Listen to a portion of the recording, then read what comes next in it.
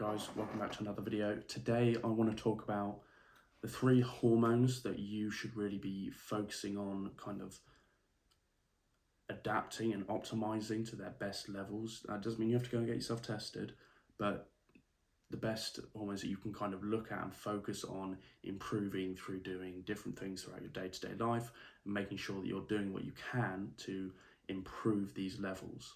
So the 3 hormones are going to be testosterone, human growth hormone, and cortisol. So testosterone, that's the male sex hormone, and this is vital for muscle, bone growth, libido, etc, etc. And this is vital if you want to put on muscle, get stronger, and just feel better mentally. This sort of thing is vital, especially if you're a man.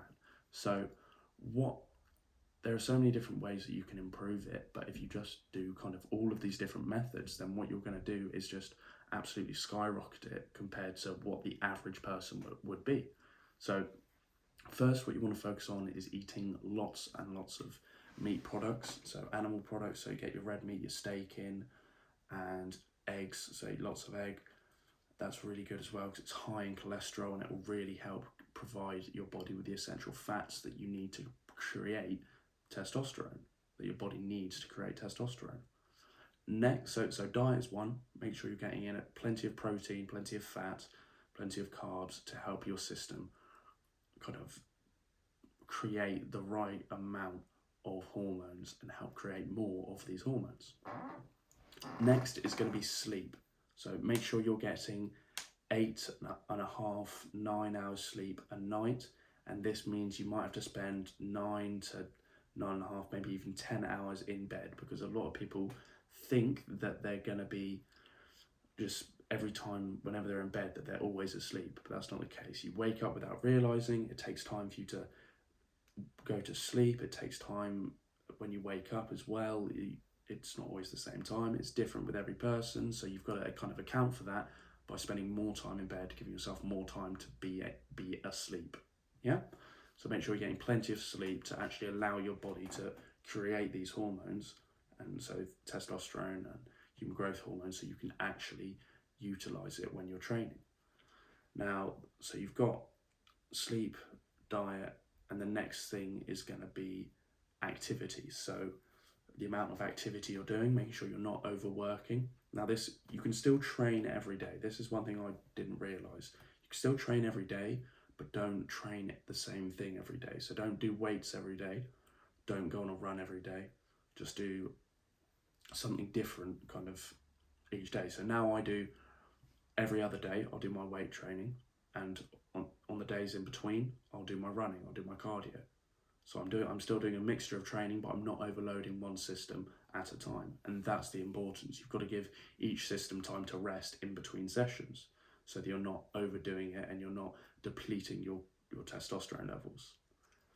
So human growth hormone, how to increase this? Again, diet is pretty similar to testosterone, making sure you're eating plenty of fats, so eggs, red meat, and plenty of protein as well. This is really going to help give the body the essential ingredients to create these hormones. Next is going to be make sure you get plenty of sleep. This is vital for human growth hormone, and so many people kind of just scroll past it, overlook it, and they don't realize how important recovery and sleep is to your training. If you're getting 8.5 hours sleep, your human growth hormone levels are going to be so much higher and your progress is going to go so much faster as well. So make sure you're getting plenty of sleep. And then activity levels. So I'd recommend to increase your human growth hormone and testosterone, weight training, heavy weight training. Do heavy compound lifts, intense sessions. Doesn't have to be long, could be 45 minutes to an hour and a half, and just train hard. And yeah, just do 3-4 sessions a week sort of thing. And that's what's going to provide you with the best results for human growth hormone and testosterone, because that's doing those sorts of exercises, doing those movements, that's when the production of these hormones is going to be stimulated the most.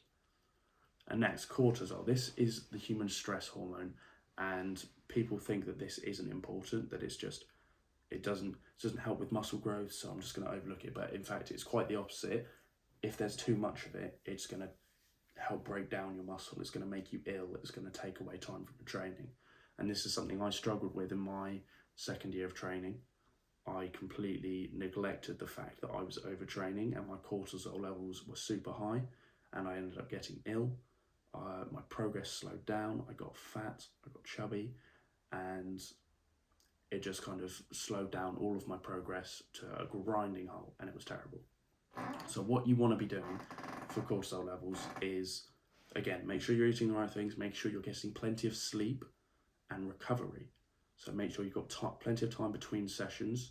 You're not doing 6-7 days a week of heavy weight training. You're doing it different. You could do 4 days a week weight training, 3 days a week. So you're not overloading that system. So you're giving it time to recover. And then plenty of sleep, so you're giving your body enough time to recover daily as well from what you do throughout the day, and enough time to create the necessary hormones and repair the body.